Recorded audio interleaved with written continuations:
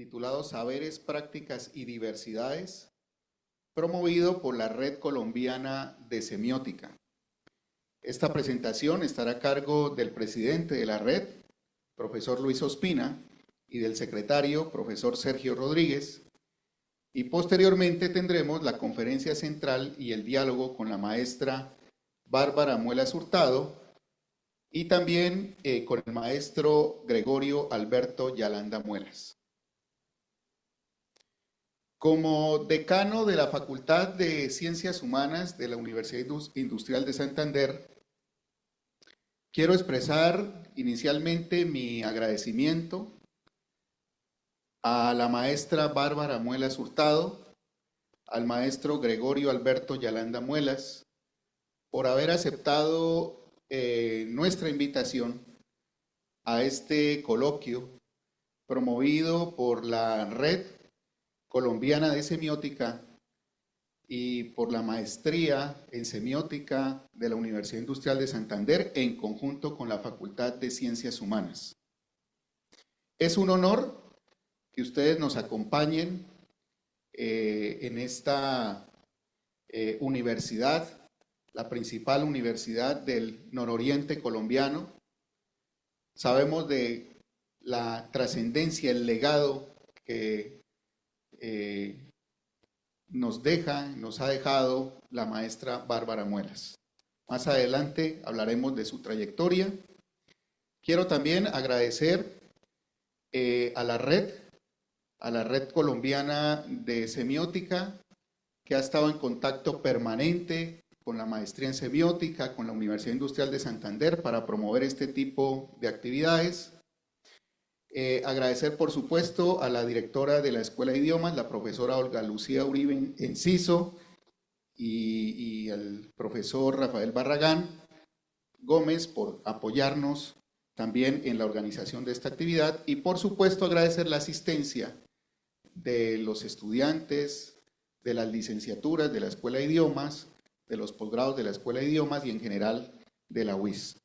También aprovecho esta oportunidad para agradecer la asistencia de todas las personas que nos acompañan en red. Estamos transmitiendo a través de Zoom y a través del Facebook de la facultad. Nos acompañan diferentes docentes, maestros, académicos. Le doy la bienvenida especialmente a la maestra Neila Graciela Pardo, que siempre ha liderado también estas iniciativas de la Red Colombiana de Semiótica. Bien, de nuevo, bienvenidos y bienvenidas a esta actividad, y le doy la palabra al doctor Rafael Alberto Barragán Gómez como coordinador de la maestría en semiótica de la UIS. Muchas gracias, profesor Luis Fernando. Buenos días. Quiero agradecer ante todo a la maestra Bárbara Muelas Hurtado por su presencia en esta universidad, nos honra enormemente. También a la Red de Semiótica Colombiana, a los colegas que lideran esta iniciativa, así como al señor decano, el profesor Luis Fernando Arévalo Viveros, por gestionar este evento tan importante para nosotros, que reafirma el compromiso no solo de la Escuela de Idiomas, sino de la Universidad Industrial de Santander, con la reafirmación de la condición plural multilingüe de Colombia. Creo que estos espacios tienen y cobran mucha más vigencia en el día de hoy, cuando tristemente se difunden y se hacen cada vez más extendidos los discursos que tratan de negar esa condición plural de nuestra nación. No somos una nación trasplantada desde España, como erróneamente quieren hacernos creer algunos ideólogos de ciertas extremas, sino el producto sí es cierto de un mestizaje, pero donde también había ya unas tradiciones firmemente afincadas que no pueden ser negadas de ninguna manera. Y creo que la presencia de Bárbara Muelas aquí reivindica ese compromiso nuestro como universidad con esa realidad de la nación colombiana. Entonces, este tipo de eventos me parece a mí son supremamente importantes porque contribuyen a formar esa conciencia, a consolidar esa conciencia tan necesaria en el día de hoy. No tengo más que decir, no quiero extenderme demasiado, solo darles la bienvenida a todos, a todas los que están aquí presentes, reiterarles nuestra cálida bienvenida a nuestros invitados, decirles que siempre están las puertas abiertas de la maestría en semiótica para cuando ustedes lo requieran. Muchas gracias. Muchas gracias, profesor Rafael. Vamos a continuar ahora con la presentación del Congreso Nacional de Semiótica, Saberes, Prácticas y Diversidades, a cargo del presidente de la Red Colombiana de Semiótica, que nos acompaña en línea, Luis Ospina, y del secretario Sergio Rodríguez. Luis, bienvenido a este coloquio. Muchas gracias, profesor Luis Fernando. ¿Se escucha bien? Perfecto. Ok. Bueno, entonces, muy buenos días para todas las personas que nos acompañan. Para nosotros es una alegría reunirnos hoy para compartir, para aprender y para escuchar. Una motivación que nos llevó a realizar este coloquio fue mostrar el proceso colaborativo que hemos venido realizando desde la Red de Semiótica Colombiana. Durante los últimos 8 meses hemos codiseñado un Congreso Nacional, hemos transformado el modelo de gobernanza, transitando de ser una asociación a ser una red, y además realizamos la página web de la organización. Este interés por la semiótica llevó hace años a un grupo de profesores a agruparse en una asociación, exactamente en 1987. Esa asociación de semiótica fue un esfuerzo de larga data de personas como el profesor Armando Silva, la profesora Neila Graciela Pardo Abril, que nos acompaña hoy, el profesor Douglas Niño, la profesora María Cristina Asqueta, la profesora Andrea Echeverry, la profesora María Teresa Suárez, entre otros muchos otros docentes e intelectuales que hacen parte de la organización. Estos congresos de semiótica ya van en su 11ª edición y les quiero presentar algunas ideas del que vamos a realizar en este noviembre del año 2026. Como decía el profesor Luis Fernando, el Congreso Nacional de Semiótica, Saberes, Prácticas y Diversidades, es un espacio académico donde la comunidad semiótica dialoga de forma recíproca con el pensamiento de los pueblos indígenas, sus actores y sus agendas. La línea de pensamiento, que considera la semiosis como un proceso que atraviesa la trama incesante de la vida y la relacionalidad de todos los seres, ofrece una clave conceptual para dialogar con el pensamiento indígena. Las prácticas rituales, las formas de colaborar y de compartir, las estrategias para cuidar el territorio y las relaciones con los lugares sagrados, entre otros, pueden concebirse como modos de hacer que construyen sentido y por tanto revisten de interés para la semiótica colombiana.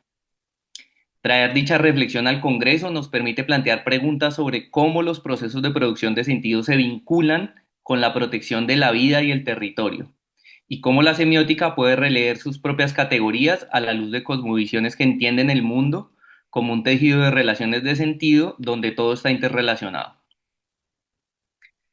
Más que homologar o traducir conocimientos, nos proponemos problematizar las agendas intelectuales, aprender de la diversidad y codiseñar repertorios metodológicos que escuchen las palabras de los mayores y de los territorios indígenas. El Congreso es, por tanto, una convocatoria y un marco. Invita a presentar propuestas que interroguen y nutran la relación entre la disciplina semiótica y las formas de saber hacer que sostienen la vida en los territorios. El Congreso Nacional se plantea como un escenario de organización de la comunidad académica del país, de cara al Congreso Mundial de Semiótica que se llevará a cabo en Cali en el año 2027. En los próximos días, y esto es muy importante, vamos a anunciar las fechas, la circular, los procedimientos y los territorios concretos de este Congreso Nacional, que será el 11º Congreso Nacional de Semiótica, Saberes, Prácticas y Diversidades. Por último, quiero agradecer a la maestra Bárbara Muelas, que nos va a compartir sus palabras que expresan su voz y también expresan el pensamiento del pueblo Misak. Gracias a la Universidad Industrial de Santander, al profesor Rafael Barragán de la Maestría en Semiótica, al decano de la Facultad de Ciencias Humanas, el profesor Luis Fernando Arévalo, quien además hace parte del comité de base de la Red de Semiótica. Gracias también, y de forma muy especial, a todo el equipo base que hemos trabajado de forma colaborativa para impulsar estas apuestas. la profesora Gina Velandia, el profesor Sergio Rodríguez, el profesor Andrés Vargas, el profesor Camilo Rodríguez Flechas y el profesor César Rodríguez Charri, con quienes empezamos a imaginar y a materializar estas apuestas para revitalizar la semiótica del país. Les queremos presentar a continuación la página web, hablar un poco de lo que significa esta red que hemos construido y mostrar este territorio digital que es un elemento para estar en contacto. Muchas gracias y le doy la palabra a Sergio, al profesor Sergio, que es el secretario de nuestra red. Bueno, muy buenos días, muchas gracias. Espero que me puedan escuchar bien. Como estaba diciendo nuestro colega y compañero Luis Espina, mm, todo esto, incluyendo el coloquio en el que vamos a poder escuchar a la maestra Bárbara Muelas, ha sido un esfuerzo conjunto y también una continuación de toda la tradición eh, pues de la asociatividad y de la organización alrededor de la semiótica en Colombia. Y además del coloquio, pues hemos estado trabajando en varias actividades como el sitio web de nuestra red. Entonces, creo que en este mismo instante ustedes ya pueden ver la pantalla que estoy compartiendo, pero aquí estoy justamente mostrando la manera en la que ahora ustedes pueden navegar el sitio web de nuestra red. El enlace es semioticacolombia.github.io. En un momento también les podemos compartir por el chat el enlace al sitio web. Y en este sitio, pues, aparte de compartir las noticias acerca de los nuevos eventos que vamos a estar organizando, como el que nos reúne hoy, van a encontrar otra información que puede ser de interés para todos nosotros para poder participar de esta red y de esta comunidad que gira alrededor de la semiótica. Entonces, en la parte de acerca, por ejemplo, van a encontrar los objetivos de la red, su historia, lo mismo que nuestro compañero Luis nos estaba contando, digamos, la tradición de la que partimos y la que pretendemos continuar ahora en forma de red. En esta parte de historia hablamos de varios otros eventos que se han hecho alrededor de semiótica en Colombia a través de las décadas. Les queremos invitar a que si ustedes tienen más información que nos ayude a complementar esta historia de la semiótica en Colombia, por favor nos la hagan llegar al correo que está ahí para que entre todos podamos seguir construyendo la memoria de nuestra semiótica. Y también vamos a estar poniendo información acerca de los próximos eventos, el Congreso Nacional y el Congreso Mundial. Y por último, para no quitar más tiempo y para que podamos escuchar a la maestra Bárbara Muelas, también quería mencionar que tenemos un modelo de gobernanza en red para justamente nuestra red de semiótica.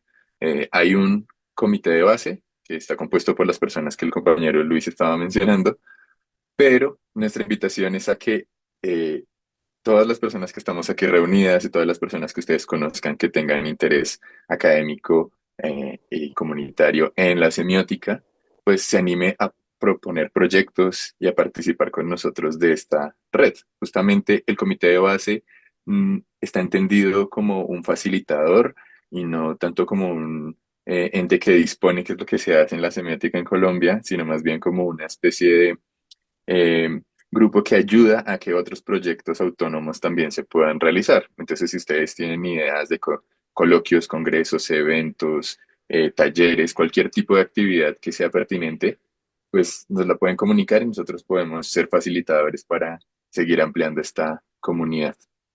Entonces, ustedes pueden consultar el documento del modelo de gobernanza y ahí van a poder saber cómo participar de esta red de semiótica. Entonces, eso era lo que yo tenía para decir.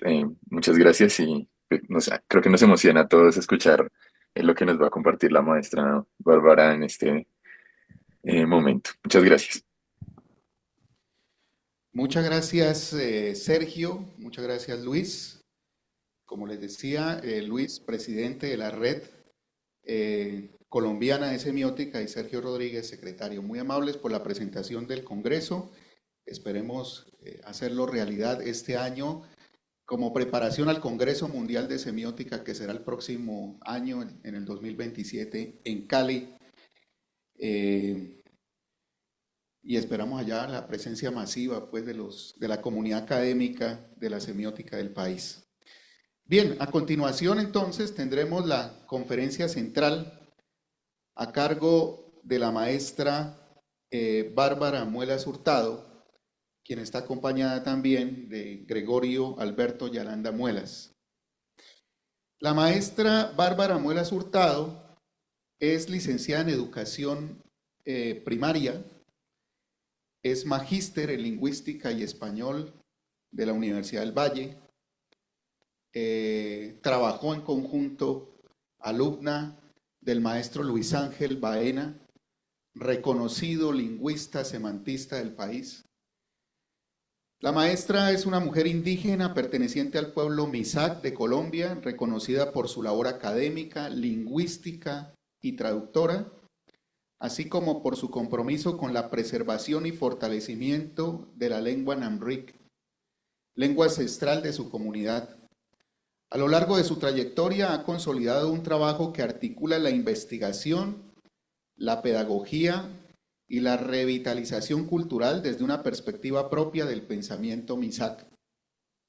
Entre sus principales publicaciones se destacan Traducción al Namric del capítulo étnico de la Constitución Política de Colombia, publicación de 1994. Piurec, Hijos del Agua, publicación del 2004. Gramática Pedagógica de la Lengua Namric para Maestros Misak, en el 2011. Temporalidad Espacial, Medición y Conteo entre los Misak, del 2018. Y Relación Tiempo y Espacio en el Pensamiento Misak, del 2024. En ese mismo año, su trayectoria fue reconocida al convertirse en la primera mujer indígena en ser nombrada miembro correspondiente de la Academia Colombiana de la Lengua, un hecho que representa un hito histórico en la visibilización y dignificación de las lenguas originarias del país. De nuevo, para nosotros, maestra, es un honor tenerla aquí en el claustro de la Universidad Industrial de Santander y bienvenida. Un aplauso para que nos acompañe. Sí, maestra.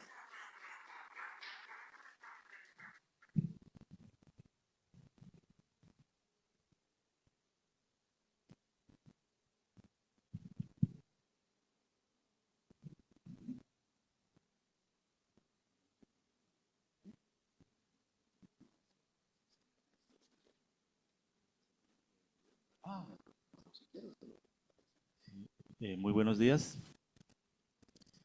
Antes de comenzar con la conferencia, quisiéramos contextualizar un poco sobre la comunidad Misak, ¿no? O sea, quiénes somos, de dónde venimos, cuál es nuestro origen. Y para eso hemos preparado un video muy corto acerca de cómo se manifiesta la educación propia para el pueblo Misak, visto desde el punto de vista musical en relación con el ciclo de vida, como es la manera como los Misak aprendemos, ¿no? Nuestra cultura, nuestro idioma, nuestra cosmovisión es a partir de ahí. Entonces, en este video vamos a contextualizar un poco sobre en qué consiste esta educación propia de la cual ella va a hablar más adelante. El video, por favor.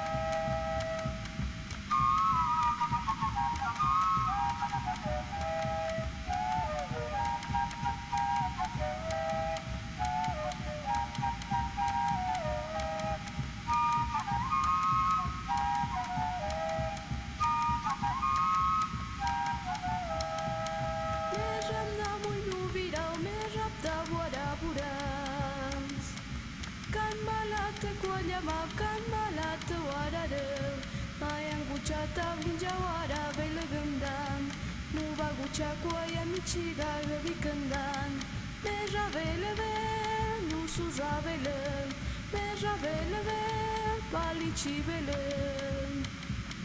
me rapchi guche suma chigu chapale muen magela kwali mane ni shumbur pashi vashen maya no ni sagwana la kwali velegan maya gucha.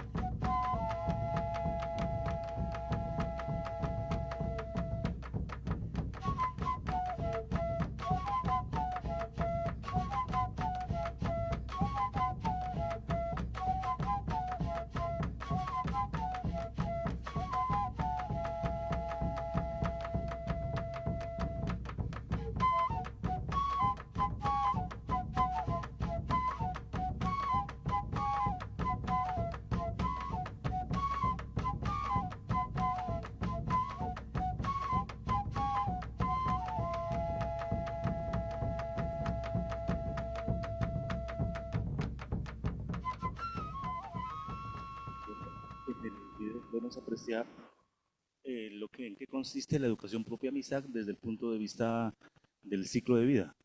Entonces, en el pensamiento MISAC ocurre que es muy distinto al pensamiento occidental, donde el tiempo y el espacio tiene un comienzo y un final.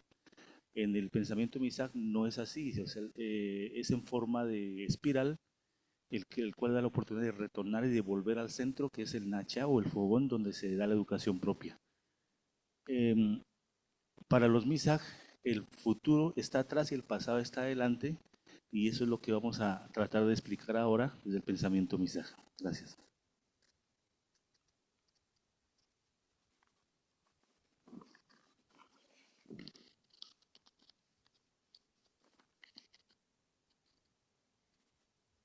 Pachitagin nam misamiran. Tashakatan nam yushimi nam misamira que namishen. Tabukitan. Un gualinjam ruigon. Bye. Buenos días. Sí, para mí fue una inmensa alegría ver unas niñas misaki que van entrando. Me imagino que son estudiantes de acá. Muchas gracias.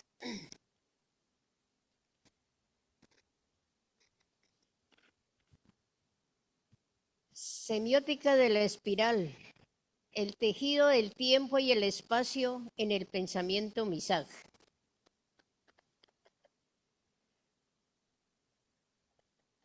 Buenos días a todos. Estimados estudiantes de la maestría en semiótica de la Universidad Industrial de Santander, respetados colegas y autoridades académicas.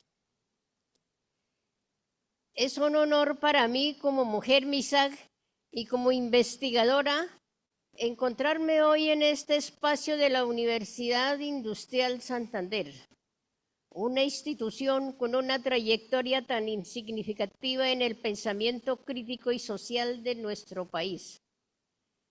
Mi presencia aquí no responde únicamente a una invitación protocolaria, sino a la necesidad de establecer un diálogo epistemológico urgente. Lo que hoy les presento es el fruto de una lucha personal y colectiva por traducir la esencia de nuestro pensamiento a los códigos de la academia, un ejercicio que, como señalé en mi tesis de maestría,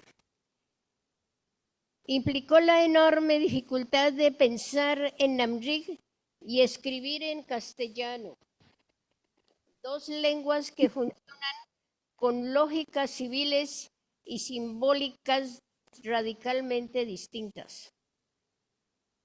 Ustedes inician un camino en la semiótica armados con las categorías de Saussure, Price y Barnett. Son herramientas valiosas, sin duda. Pero mi propuesta hoy es que cuestionemos la universidad de esos marcos. Si entendemos la lengua siguiendo al profesor Luis Ángel Baena, quien fue mi guía en la Universidad del Valle, no como un simple instrumento de comunicación, sino como el cerebro de la especie.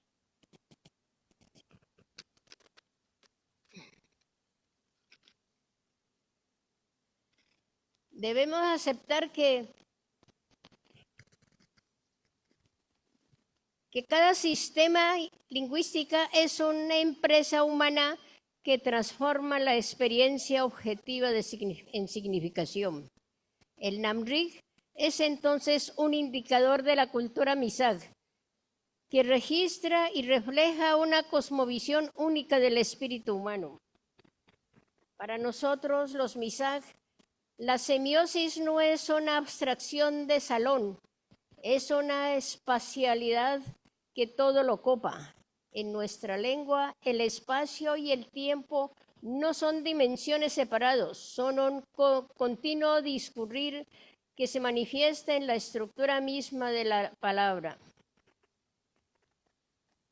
El centro nodal el fogón y la espiral. Para comprender nuestro sistema semiótico, debemos situarnos en el nakuj, el fogón de la cocina. Este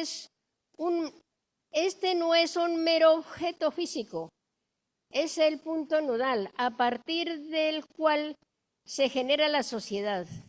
Desde el calor de las cenizas, donde los mayores transmiten los kresheile o consejos, la realidad se desenrolla. Ustedes estudian el signo, nosotros vivimos la espiral.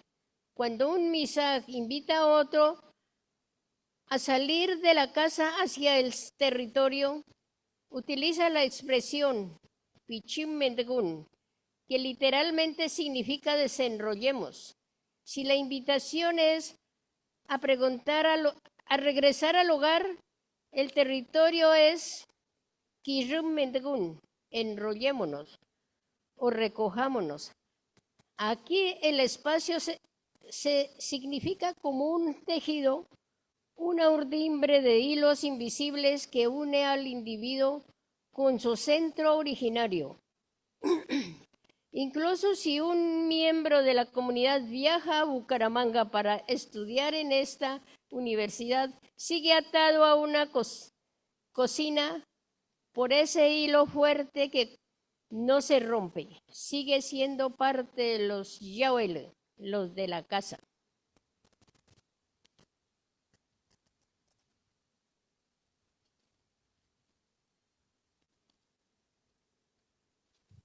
La inversión del vector temporal.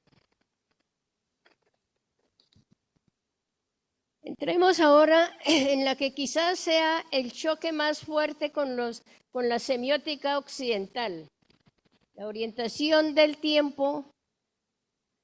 En el pensamiento occidental, el futuro está adelante y el pasado atrás. Para el pueblo misaj, el vector está invertido. El pasado Merrafsh se sitúa simbólicamente adelante. ¿Cuál es la lógica de este signo? El pasado es lo conocido, es lo que ya pasó ante nuestros ojos, lo que podemos ver, medir y verificar. Todo, por lo contrario, el futuro Wendeshu está atrás, viene detrás de nosotros porque es lo desconocido, lo que aún no vemos. Piensen en la sociedad misaj como un desfile interminable. Los antepasados, los Merrafshel, son quienes encabezan la marcha, marcando las huellas que nosotros, los descendientes, debemos seguir. No es una visión reaccionaria, es una forma de evitar saltos al vacío, confiando en la experiencia real de lo vivido.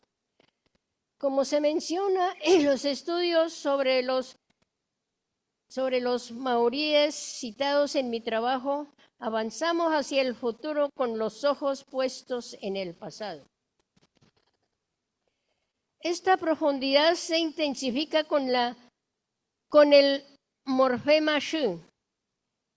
Este sufijo es un intensificador de valor que marca la infinidad tanto en el tiempo como en el espacio. Si digo Yanash, hablo de un tiempo de larga duración. Si digo Yabsh, hablo de un espacio de gran extensión longitudinal.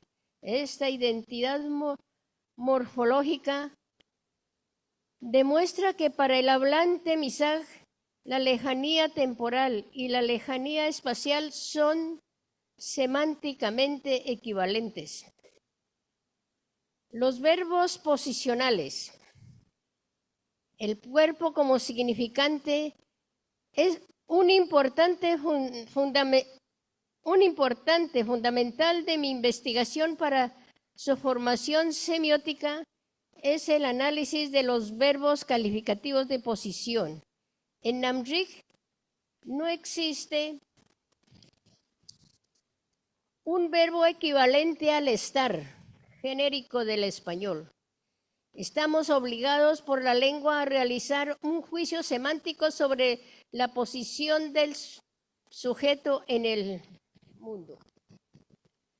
Contamos con 5 posiciones básicas: Pashab, vertical, parado; Sub, horizontal, acostado; Wab, contenido, sentado; Megab, suspendido, colgado; y Uñib, en movimiento, andando. Pero atención, la aplicación de estas categorías difiere si el sujeto es humano o no humano. En los humanos, estos posicionales simbolizan acontecimientos vivenciales. Por ejemplo, el posicional Megab, pender, colgar, se usa para los ancianos o enfermos graves porque su vida pende de un hilo invisible que ata la vida con la muerte. Estamos colgados de la existencia. Por eso, al preguntar por el bienestar de una familia decimos Kayilinyal Yiraba Fuargue, que traduce: están ustedes muy bien unidos, acostados, girando en su espacio. En cambio, para los no humanos, la lógica es puramente física. Un ejemplo fascinante que menciono en mi tesis es el de las flores. Las flores cuyo cáliz mira hacia abajo como el borrachero se clasifican como melán, cuelgan; que las miran hacia arriba como las rosas son punran, están paradas. Pero hay una excepción semiótica hermosa. Los fenómenos naturales como el trueno y el aguacero son tratados gramaticalmente como personas. El trueno no es un ruido, es un anciano enojado que viene gritando. Namik Shashivarun. Esta personificación de cosmos es la base de nuestra ciencia natural más humana.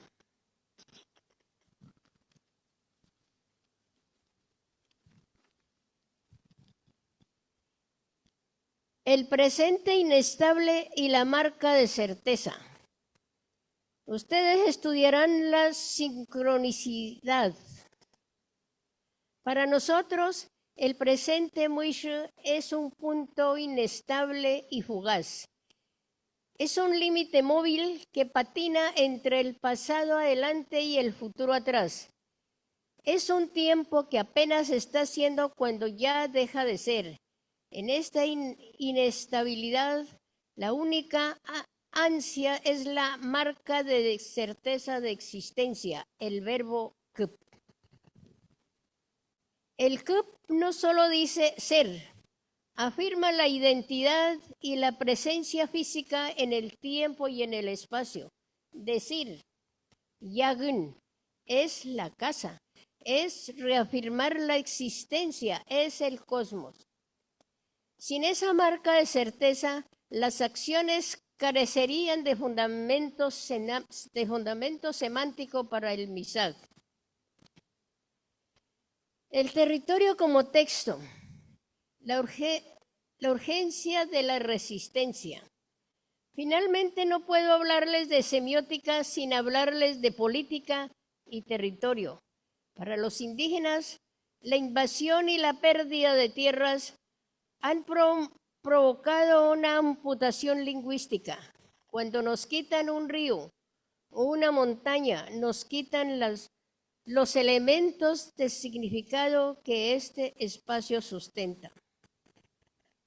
Nuestra lengua hoy se enfrenta a la glotofasia, ese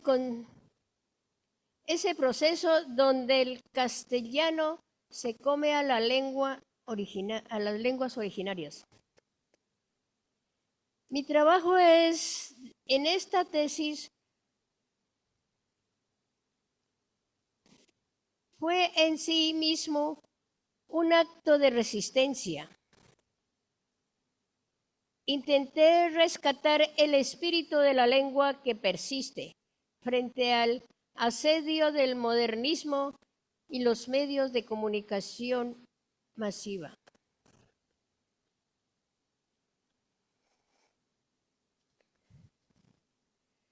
Como estudiante de esta maestría de la Universidad Industrial Santander, tienen la responsabilidad de mirar más allá de los textos impresos. Los invito a estudiar la semiótica de las huellas, la semiótica del fogón y del territorio. Pregúntense, ¿cómo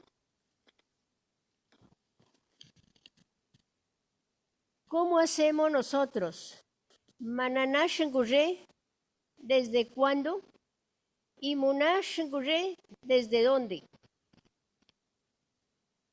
No permitan que la semiótica sea solo una disección de signos muertos, que sea como en el pueblo Misag, una herramienta para recuperar la tierra y para recuperarlo todo, y para construir un destino donde nuestros derechos y nuestras formas de significar el mundo sean respetados. Bienvenidos a esta maestría, que sus estudios les permitan como a nosotros avanzar hacia el futuro, con los ojos bien puestos en las huellas de quienes nos antecedieron. Ungwangwa, muchas gracias.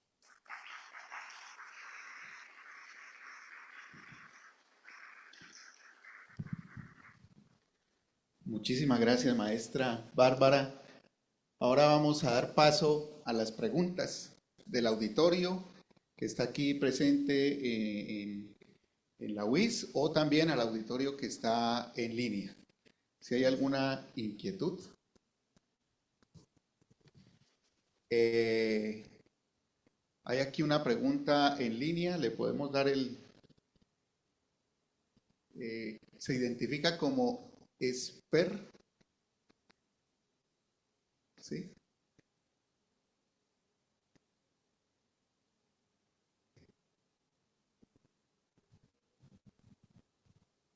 Ah, ¿lo hizo por chat? ¿Alguien levantó la mano en línea, creo? ¿No? Bueno. Maestra, yo tengo una pregunta. ¿Cuál es su posición como lingüista respecto al nombre de su lengua? He escuchado el término Namrik o el término Namuiguam. ¿Cómo denominar su lengua de manera correcta? Y el Namrik es la forma como hablamos, es propiedad nuestra la que hablamos. Namuiguam también es nuestra voz. Yeah. Con esa voz cantamos, con esa voz hablamos también, pero entonces hay una significación un poquito diferente al Namrik. Namrik es lo que se habla,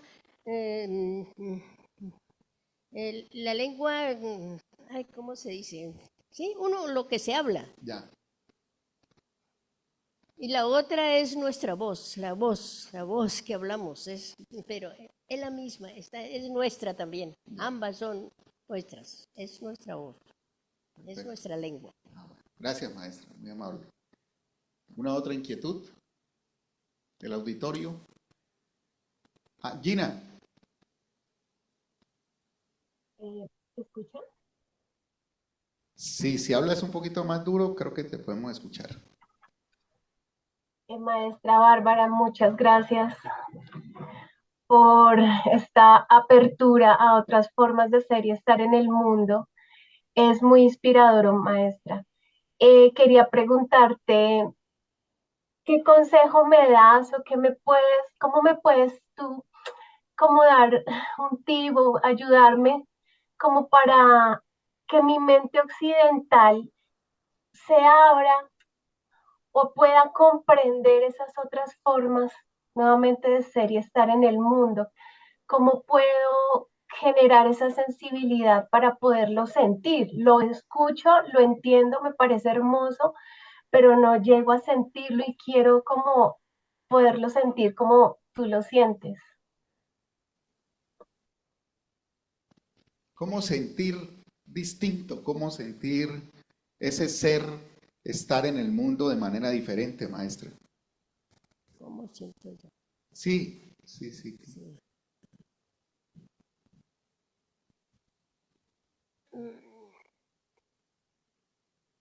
¿El sentir de la lengua? Dijo. Sí, digamos que De usted no... esta cosmo, Sí, sí, Gina. de esta cosmogonía de la que nos estás hablando, cuando tú me hablas del tiempo y del espacio, de esas formas espirales de comprenderlo, eh, mi mente occidental está muy cuadrada, entonces digo, ¿cómo puedo disponer mi espíritu para poder comprender esa espiral del que nos hablas?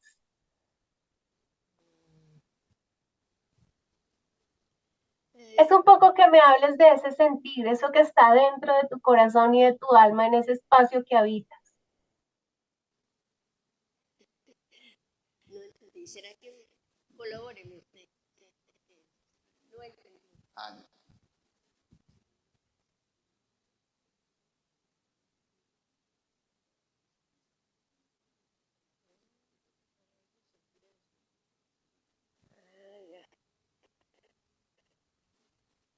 Bueno. Nosotros manejamos el espiral, que es nuestro espacio, el espiral.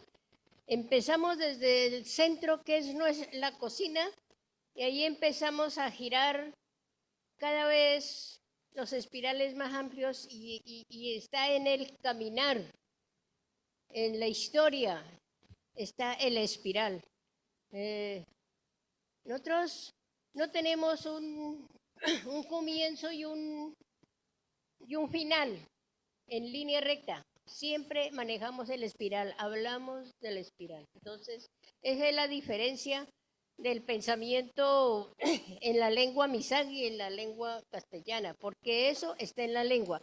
Como le decía yo, pichim mendegun, es salir de la casa en espirales. Pichim es como que si estuviera un hilo invisible dentro de la casa y vamos a salir, entonces vamos atados siempre al salir, al estar lejos siempre uno está atado nuevamente al lugar, a la casa, a la comunidad. Entonces nosotros pensamos así, pero pues en la otra lengua no existe así, entonces tendría que estudiar y entenderla mucho para poder llegar a eso. Claro.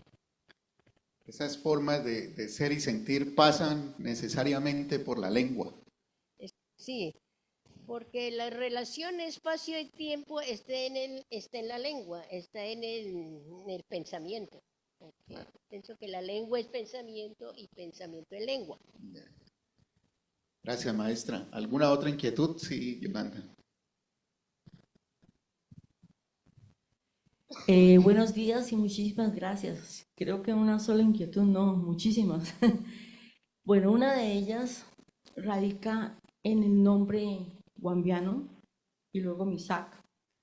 Cuando yo estaba en la normal de señoritas en Popayán, no conocíamos Misak. Después, cuando íbamos muy cerca a Silvia, la población, queríamos ir a Guambía y nos decían en ese cosmogonía, eso es aquí nomás. Y aquí nomás para nosotros era aquí nomás, pero para ustedes era el mundo.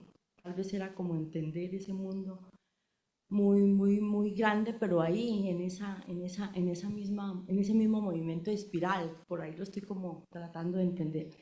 Entonces quisiera saber por qué, en qué momento ya ustedes todo el tiempo hablan de Etnia Misak, pero ahí en el pequeño video o gran video que vimos, todo el tiempo están hablando de guambianos. Entonces, por favor, si nos puede ilustrar un poco sobre esto. Gracias.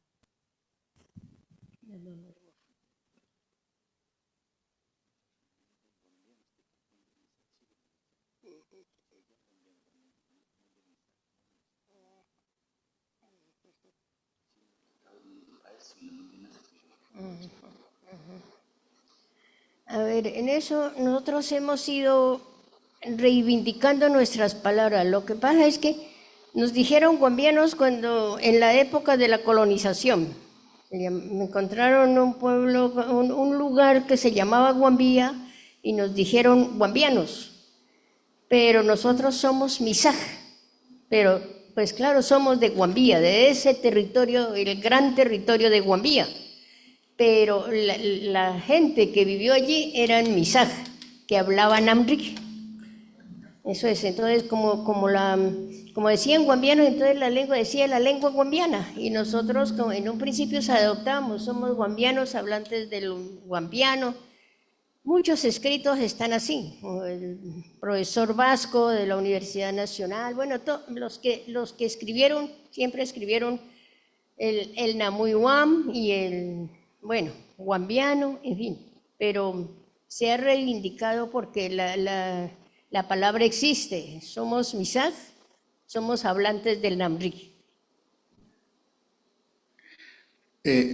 Maestra, César, tienes una pregunta. Bueno, muy buenos días para todos los participantes. Volviendo al tema de la concepción del tiempo, has expuesto que la concepción del tiempo es espiral. Desde la mediología, esa disciplina de formación francesa, se hacen observaciones que dicen que por lo menos la sociedad occidental ha pasado de un tiempo circular en la Edad Media, después en la industrialización un tiempo lineal, y que ahora estamos viviendo un tiempo centrado en el punto. Es decir, ha habido también una evolución en la concepción del tiempo. Quisiera saber si en el pueblo de ustedes se ha presentado una evolución o transformación en esa concepción del tiempo, o si quizás para el futuro, es decir, para el pasado, piensan que quizás la concepción del tiempo puede cambiar en el pueblo de ustedes. Gracias. A ver.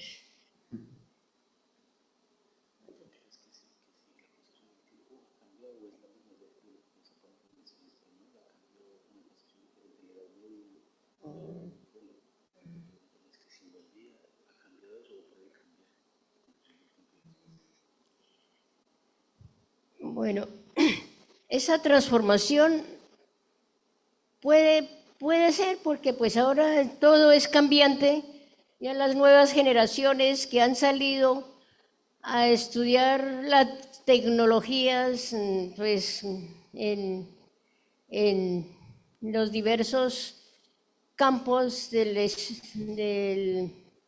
los diversos campos en las universidades puede cambiar, pero pues hasta ahora es muy ancestral lo nuestro, que hasta ahora persiste nuestra concepción del tiempo y el espacio, que en una forma el tiempo y el espacio está como una sola palabra. Le decimos merab, está merab como el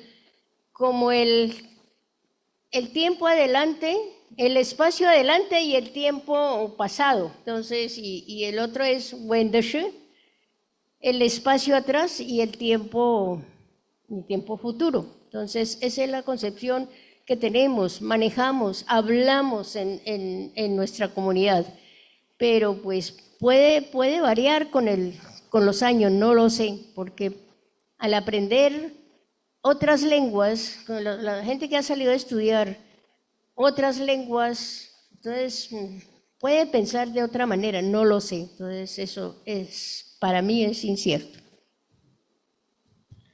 Gracias, maestra. ¿Alguna otra inquietud del auditorio que está en línea o de quienes están aquí? Sí, hay unas preguntas en el chat. Voy a ver si puedo retomarlas completas. Sí, Aquí está. las puedes plantear. Sí, de Iskra. Dice, gracias, mamá Bárbara. Me gustaría que nos profundice en la idea de usar la semiótica para recuperar el territorio y recuperar todo. Ya. Nosotros tenemos una palabra que me pongo a pensar que tiene la misma palabra, decir semiótica. Semiótica es un lenguaje total. Nosotros tenemos una palabra que dice nui sui. Es un lenguaje total para nosotros, un lenguaje que abarca todo el contenido de la lengua. Entonces, en un principio, como lo decía yo aquí, al perder nosotros el territorio, perdimos la lengua. Muchas de nuestras palabras, de los lugares topónimos, de las plantas, de los ríos, todo. Entonces, cuando empezaron a recuperar la tierra, dijeron nuestros mayores, hay que recuperar la tierra para recuperarlo todo. Eso quiere decir, si recupero la tierra, ahí encuentro muchas cosas, muchas palabras que puedo recuperar. Al recuperar la tierra, ahí está la lengua, ahí está la historia, ahí está todo lo perdido, podemos recuperar. Por eso ¿cómo se dice? Ese eslogan o esa palabra que dice recuperar la tierra para recuperarlo todo. Es un pensamiento de nuestros mayores. Esa consigna, la consigna de recuperar la tierra para recuperarlo todo. Una consigna, sí, señor. Bueno, hay otro par de preguntas aquí en el chat. Una siguiente es de Juan Alejandro Salazar Liscano, que dice, profesora Bárbara mencionó 5 sufijos para expresar posición o estar, parado, acostado, sentado, colgado, en movimiento. ¿Alguna de esas representa la espiral?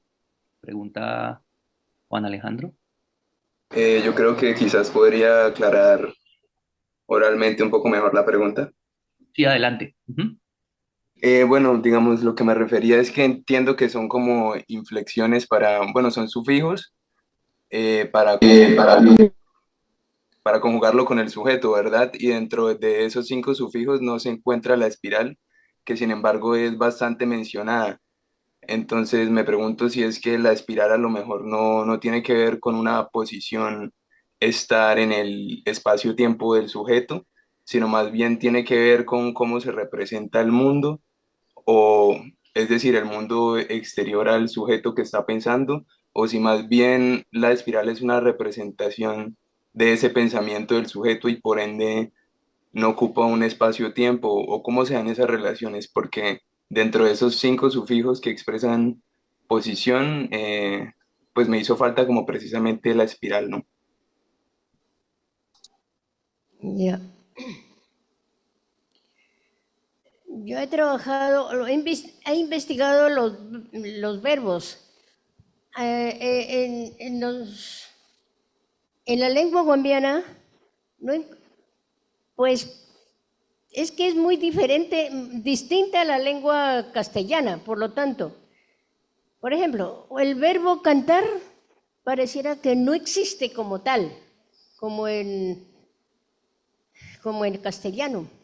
Para nosotros el gallo no canta, los pájaros no cantan para nosotros. Para nosotros el gallo llama a las 3 de la mañana, bueno, en fin, así. Los pájaros también tienen su propio lenguaje en la forma que nosotros pensamos, porque eso está en el pensamiento y la interpretación de la naturaleza. Asimismo, entonces tenemos los verbos posicionales, porque pues para nosotros los verbos no son iguales como el del castellano, que es yo corro, bueno, tú saltas, él salta, no.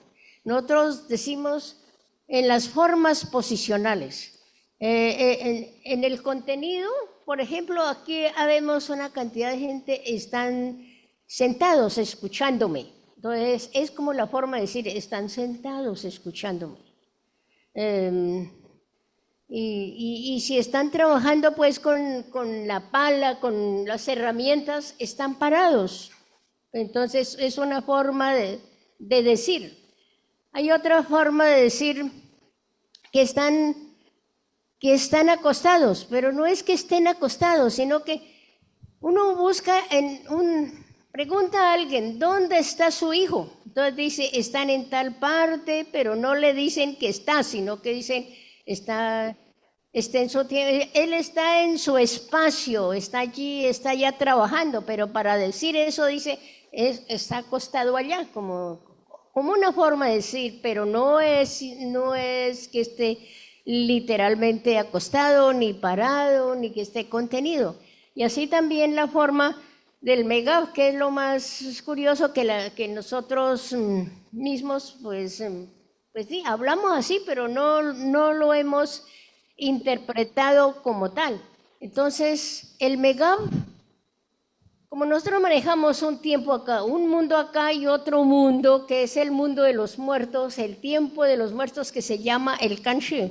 Entonces, hay un hilo invisible desde el Kanshi hasta este mundo donde nosotros estamos. Entonces pareciera que nosotros estamos pendidos de ese hilo que cuelga que estamos colgados mientras vivimos.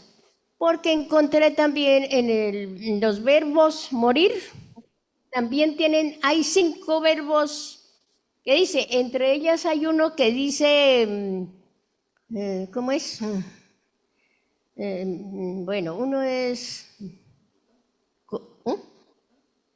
sí, cortar, ¿cómo es? Se me olvida. Bueno, entonces hay un verbo en Amrik también es como si cortaran. Cuando corta ese hilo, entonces se muere la persona. Entonces, el manejo no es solamente un verbo que se dijo posicionalmente, sino una cosa cosmogónica muy, muy profunda, una interpretación desde el más allá, porque no es solamente este mundo, este mundo tiene relación con el Kanshi, que es donde vamos nosotros, es lo que esperamos que vamos nosotros, nuestros espíritus, porque para nosotros no hay un cielo, no hay infierno, eso lo trajeron los españoles, entonces para nosotros es un Kanshi, que es el otro mundo, diferente, el otro tiempo. Manejamos eso, tanto en espirales. En la forma de vivir, el estar en un espacio es en forma de espiral. Si le preguntan dónde está su hijo, pues allá está. Al decir es como acostado, pero es que él está en su espacio. Rodeando pues su espacio en forma de espiral. Son conceptos que a veces dificulta explicar, pero es así.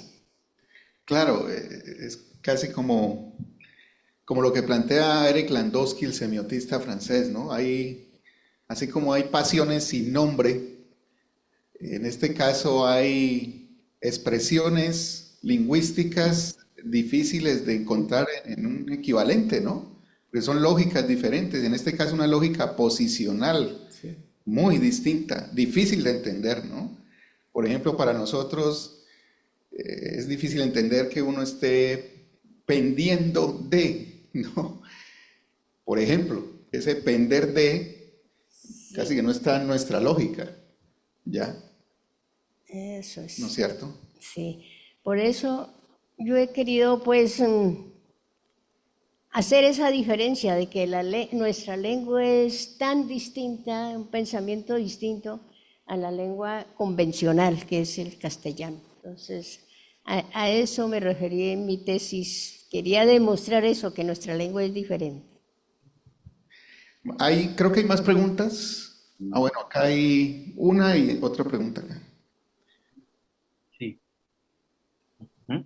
Entonces vamos allí presencial y luego virtual, que hay Sí. otro par de preguntas. Sí, Luis, tenemos 2 preguntas acá en el auditorio presencial. Perfecto. Correcto, muy buenos días a todas, a todos los organizadores, muchas gracias y especialmente Mama Bárbara Muelas, muchas gracias por su presentación, muy interesante, muy inspiradora por demás. Yo tengo una pregunta, Mama Bárbara, a partir de lo que usted nos compartió y nos ofreció el día de hoy, sus palabras. Yo encuentro la lengua Mixag como una lengua muy profundamente relacional. Usted nos menciona el trueno y el aguacero son tratados gramaticalmente como personas, ¿cierto? Entonces, el trueno y el aguacero no son eventos naturales, externos a nosotros, digámoslo así, son otros seres que relacionan con nosotros y gramaticalmente son tratados como tal. También nos acabó de compartir el hecho de que el gallo y los pájaros no cantan, llaman, ¿cierto? Entonces dejan de ser casi que tratados como animales, sino que son otros seres que relacionan con nosotros, nos llaman. En ese sentido, la lengua Mixag permite relacionar muy fácilmente con otros seres Mixag, ¿cierto? ¿Qué implicaciones tiene ese hecho para la vida diaria de los Mixag?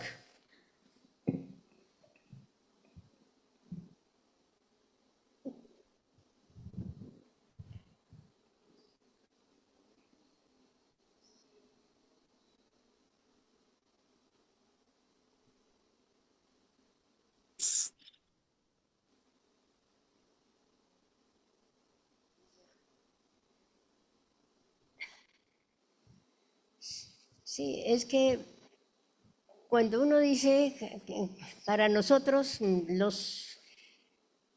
a ver, en nuestra lengua, en principio, cuando no existía ningún elemento, no había escuela, no había televisor, no había ninguna cosa de afuera, entonces la gente interpretaba la naturaleza y de esa interpretación enseñaba también a los niños, a sus nuevas generaciones, de cómo se escucha la naturaleza, de cómo se puede hablar con la naturaleza, de cómo se puede aprender de la naturaleza y enseñar a nuestras generaciones. Entonces ellos entendieron pues que para nosotros el gallo no canta, porque la palabra cantar para nosotros en sí no existe. Por lo tanto, cuando yo estaba estudiando, no había cantos en Namrik, no existía. Cantaban lo que escuchaban de pronto pues alguien, me acuerdo tanto que en esa época llegaron gente de afuera y enseñaban a tocar la guitarra y todo eso, pero decían cantar en español, pero cantaban lo que aprendían ellos, pero no había un canto así, y más en Namrik no existía en esa época. Estaba como el sonido de la flauta, que es como si fuera un canto, ese sonido bonito, están los sonidos de los ríos, todo eso, pero no decían cantar, como el sonido de los pájaros, del gallo. Entonces ellos decían pues que como el gallo siempre canta la madrugada, entonces eso era que el gallo llamaba para que lo despertara. Dice, el gallo no canta, el gallo llama. Los pájaros lloran, entonces, porque los Mixag tienen varias interpretaciones, por ejemplo, en los cantos, dice el canto de los pájaros. A veces el pájaro está llorando, a veces ellos cantan porque están contentos, cuando hay frutos se ponen contentos, entonces cantan de una manera, de otra manera.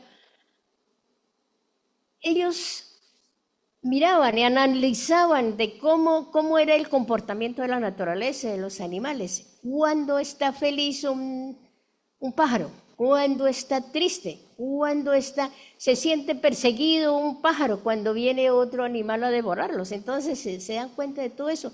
Entonces, de acuerdo a eso, le decían lo que interpretaban pues la naturaleza. Es por eso. Por ejemplo, el primer canto que se hizo precisamente en los años 80, cuando dijeron recuperarlo todo, pues no había un canto, no había cómo cantar. Entonces, con la flauta, hicimos el primer canto que se escribió como un poema y luego un intérprete de la música propia lo puso como un himno, por eso se llamó el himno Mixag, como el primer canto en Namrik. Un primer canto, pero con la voz de la flauta que ya venía manejando. Entonces, eso es el canto. Y ahora, pues ya, como estamos con la idea de recuperar y también de ponerle palabras analógicamente, analogías, pues, decir, si no está la palabra canto, pues coloquémosle una palabra que diga canto.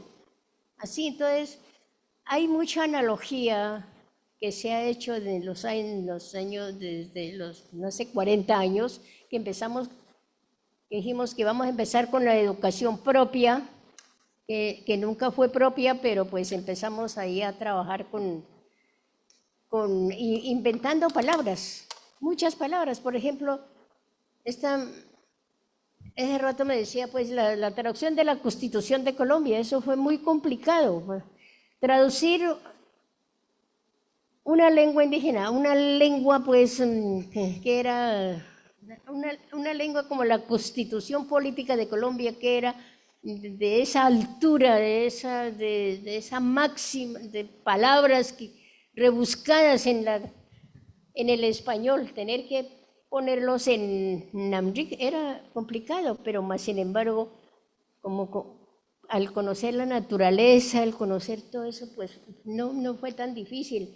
Nos colaboró la comunidad de los maestros, las autoridades. En esas reuniones pudimos hacer todo eso. Entonces son palabras, son cosas que uno se va apropiando de muchas cosas, pero en nuestra lengua se apropia. Sí, se dicen las palabras, se inventan muchas palabras también. Entonces, como el canto, sí, muchas cosas. Gracias, maestra. Acá tenemos otra pregunta.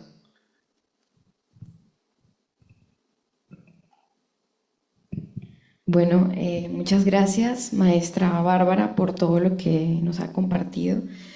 A mí me llamaba mucho la atención, digamos, cuando mencionaba eso del hilo invisible que ata como a la casa o al fogón del hogar, y yo intentaba entenderlo, ¿no? Que no puedo decir que logro entenderlo del todo, pero yo lo relacionaba un poco a esto yo soy una persona migrante que hace más de 10 años salí de mi territorio y siempre he sentido que hay algo que me ata a esa tierra, a donde vengo, al lugar en donde nací.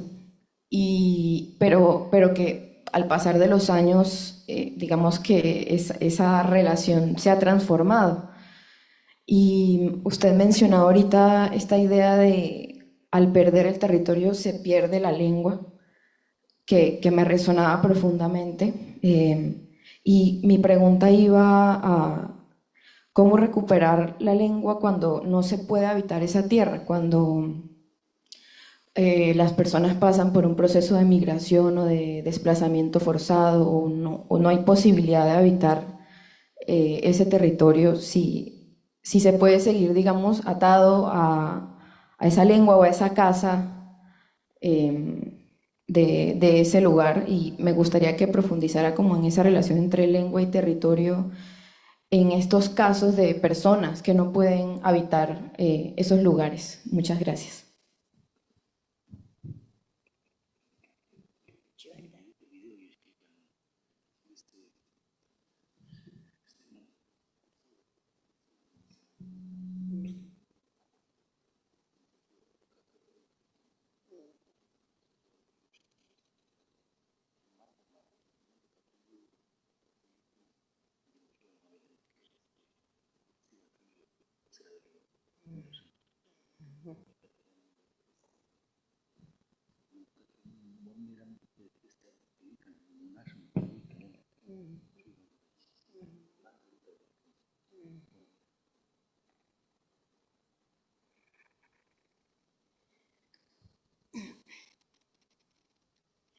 A ver, en ese video que vieron, eso es el ciclo de vida. Nosotros manejamos el ciclo de vida desde la preconcepción, concepción, niñez, juventud, adulto, bueno, hasta el regreso espiritual. Entonces, de eso pasamos ahí. Entonces, ahí pues me están preguntando sobre el nacimiento, sobre cómo se maneja el condón umbilical. El condón umbilical hasta entonces, pues se manejaba, el condón umbilical era enterrado precisamente dentro de la casa, en el centro donde estaba el fogón, que estuviera, bueno, tenía mucho pensamiento lógico que era porque pues el niño debe estar, la placenta debe estar ahí, que no sufriera, bueno, mil cosas pues tenían esa gran interpretación. Precisamente por eso, desde allí empieza como los espirales, también espirales invisibles, que no existen, pero el manejo de la lengua está siempre en forma de espirales. Entonces, ahí es el ciclo de vida, cómo desde allí empezamos a manejar los... Ahí empezamos con la pubertad, con el nacimiento, la niñez, la juventud, y se acaba con el regreso espiritual. La última parte que vieron es que se disfrazan, entonces hay un baile de disfraz. Aquí está, en cada tema que pasaron allí era una música diferente, que para ustedes era lo mismo, el mismo tambor, misma cosa. Para nosotros cada una de esas es diferente. El tono de la música es diferente, todo ha sido diferente, todo ese proceso, el ciclo de vida. A lo último, que es el baile de los disfraces.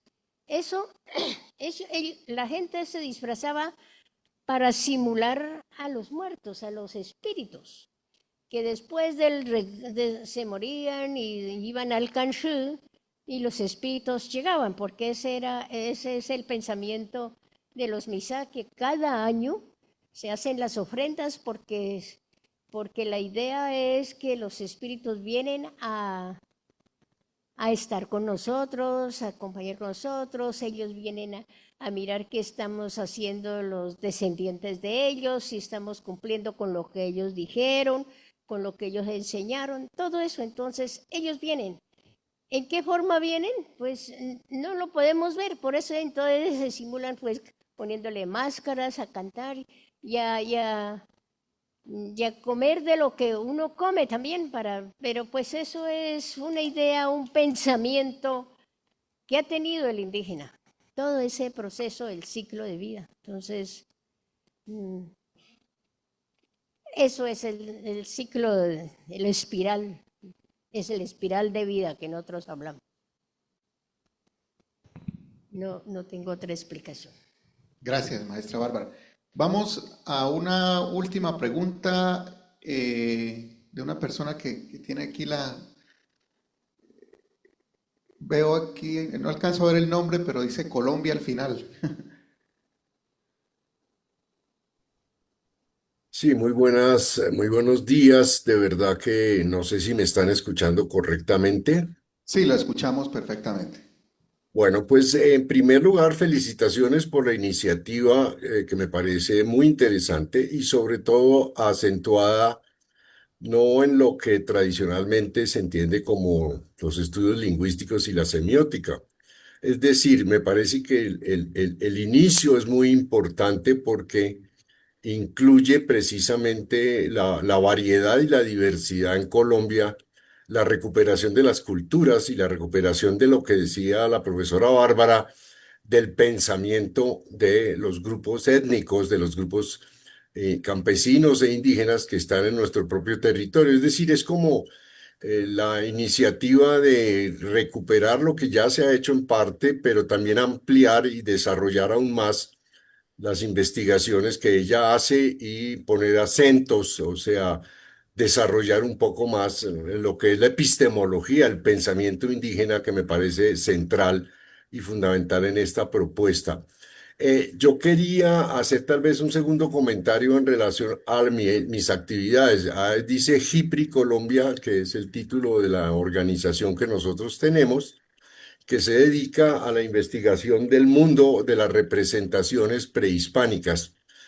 Vale decir, el arte rupestre y las representaciones, el lenguaje y el pensamiento indígena presente en los, digamos, sistemas de representar que están en piedras o que están en la orfebrería o que están en las telas o que están en la cerámica. Todo eso nos ocupa como investigación hace 50 años. Nosotros nos dedicamos a hacer esto desde 1970. Iniciamos en el altiplano cundiboyacense y hemos tenido muy poco acceso a esa zona de Guambia porque pues, nos queda muy a trasmano.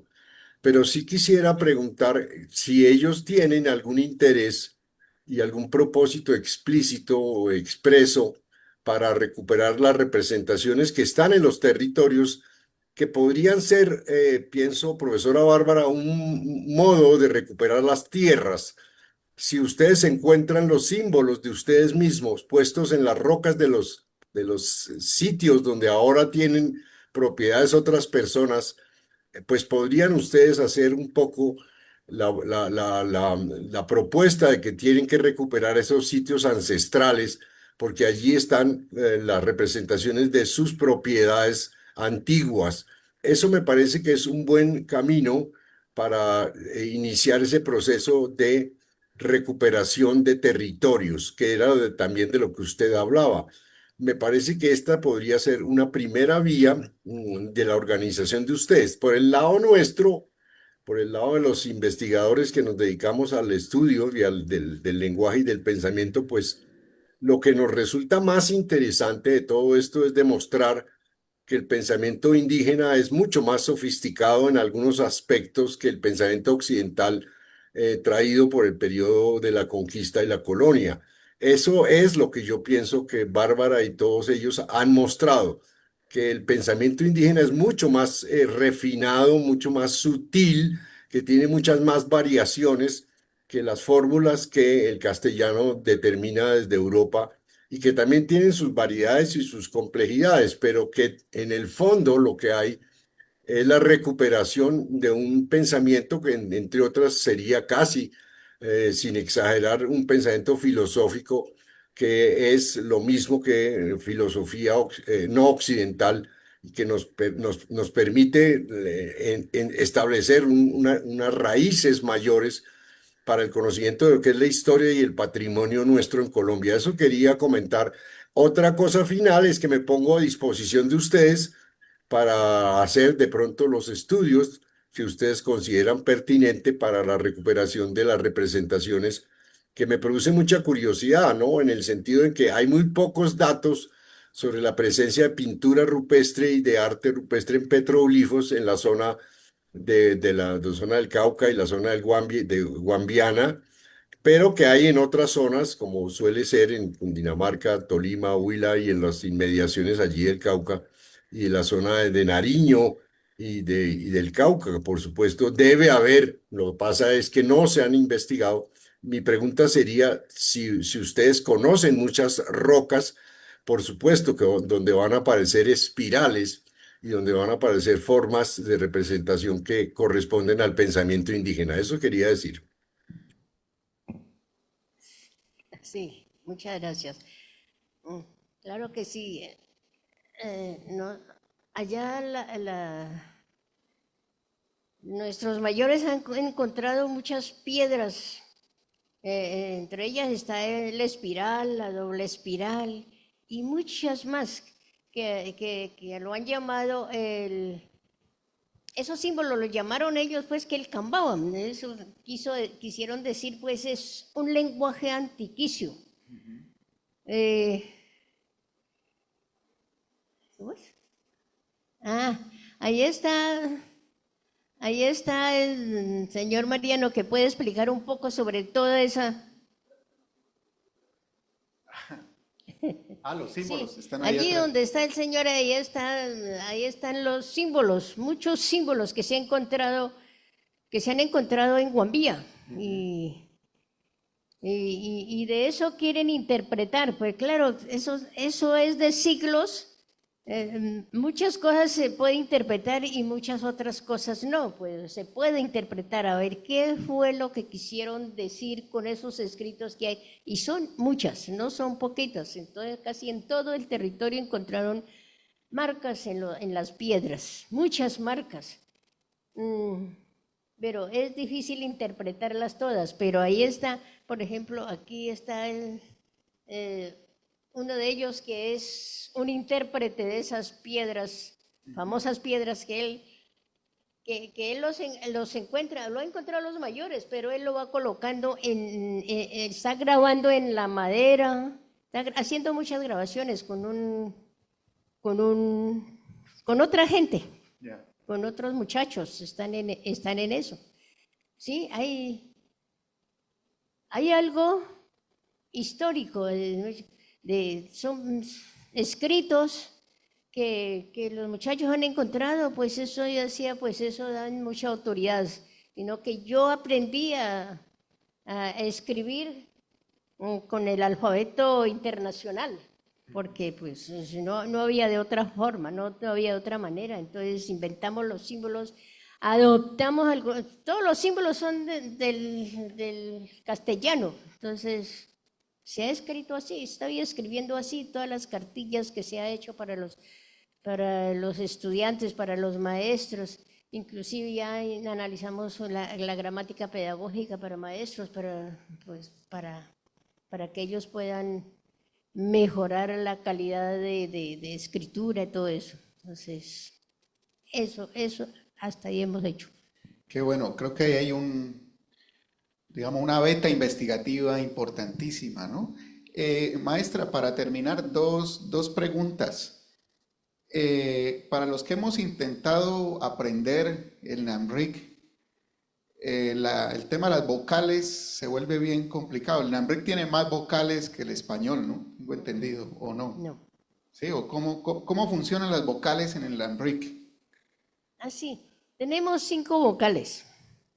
Está la A, la E, la I, la U, y hay una vocal que es la U, que es diferente, la U. Son 5. Ya. Pero no existe la O. La O no existe en nuestra lengua. Entonces tenemos 5 vocales diferentes, pero es la U, la pronunciación es lo diferente. En los otros símbolos tenemos que es la sh, la sh, la ch, la sh. Entonces tenemos esos sonidos que fue difícil pues escribirlos, pero ya hemos solucionado con los préstamos, por ejemplo, la ch, que no lo encontramos en ninguna parte. Después entonces dijimos, con la T y la R, que suene así. Entonces empezamos a enseñar a los niños. Estamos en una clase de la lengua namric, entonces ahora no me van a decir trompo, me van a decir ch, cha, char. Entonces los niños van aprendiendo que en la lengua, en nuestra lengua, ese sonido, esos dos sonidos, esas dos grafías, que suene el sonido ch. Y con la SR, que suene sh, sh, ch. Así, entonces, así hemos solucionado es que no son muchos, son pocos, son como 5 nomás. Y con la vocal, pero entonces de eso hace distinta la lengua. ¿Y qué opina usted que el pueblo mestizo como nosotros esté interesado, por ejemplo, en aprender la lengua namric? ¿Qué opina el pueblo Misak de que también el pueblo en general colombiano mestizo pueda estar interesado en aprender una lengua como el namric?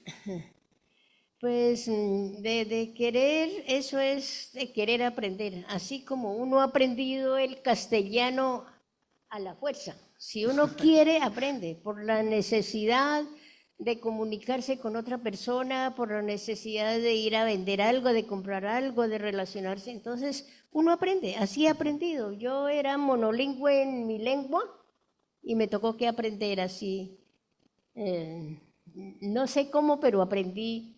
Así que no sé hablar muy bien, pero lo aprendí un poco. Entonces, sí, si uno quiere aprender, pues aprende.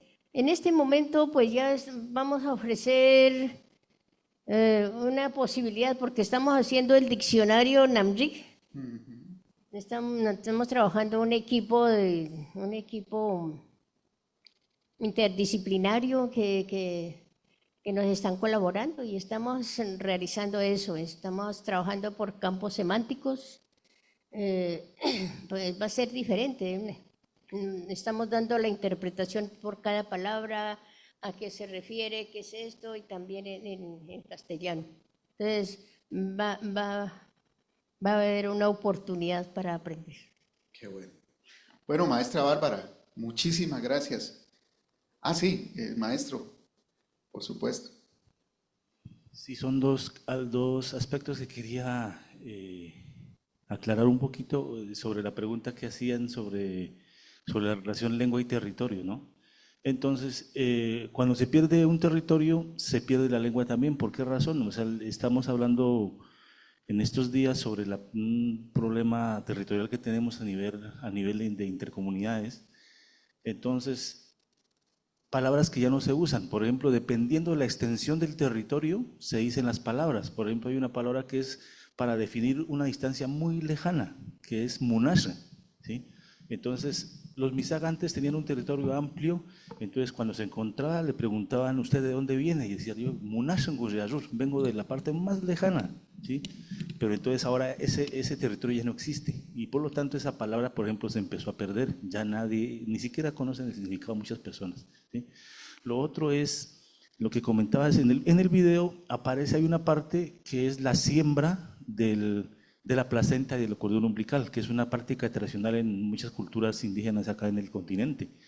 Entonces en Guambía se hacía eso, pero pues el problema ahora es cuando ya llegó el hospital, entonces los niños se tienen en el hospital y ya no hay oportunidad de hacer esa siembra, ¿sí? Ha ocurrido eso, incluso hace un tiempo pues hubo como un problema legal en el Hospital San José, donde los médicos les tocó entregar eso a la familia porque esa era la costumbre de ellos, o sea, digamos, esa es la tradición de los indígenas, y por eso uno siempre vuelve allí, o sea, ahí es el centro, donde uno comienza en el fogón, ahí empieza a desenrollar y puedes irte muy lejos, pero cuando enrollas vuelves a ese mismo lugar donde tienes sembrado tu cordón umbilical. Por eso a uno le preguntan en Namjik, dice, ñuy kursibe chutsu, o sea, ¿dónde está tu ombligo? Le dicen así, sería una traducción.